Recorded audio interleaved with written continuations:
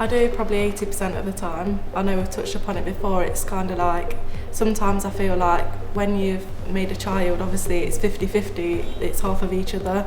And there has been times when I've said to Kyle, like, you're half the parent too. Like, so there's nights where him and Hugo will have a bath together, and then I'll take Hugo from the bath, I'll get him ready for bed, I'll put him to sleep no matter how long it takes, and Kyle just sits and lays in the bath for like a couple of hours. And I'm like, one night would be nice for me to get in the bath and stay in the bath, but then he's like, well why? Like, I've been at work all day. I'm like, I've had Hugo all morning, I've been to work for the afternoon, I've come home, I've cooked dinner, I've cleaned up after it, you're lying in the bath and I've still got to put him to bed. So it's like, sometimes like, help me out, like, you're half the parent as much as I am.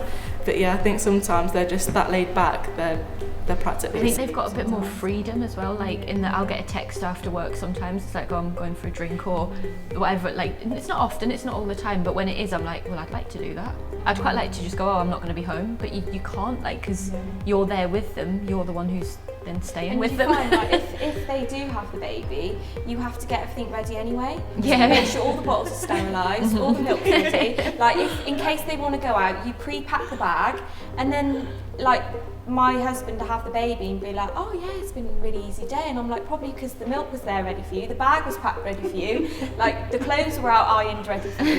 Like, it's all the things behind the scenes that they don't see you've done, that we're like, trying to fit in between like meltdowns throughout the day. I do think it's important though is men's mental health too, because for us, we was both so ready and Hugo was planned, but then just before Hugo arrived, I remember Kyle got quite upset, and like at the time he was like, there's no reason for it, but when we actually dig deeper, it was because he was just as apprehensive as me as like about the new whole life change. And I think sometimes for men, we just think they're our backbone, they're our support, and we go to them for everything, but really if they're struggling, who do they go to?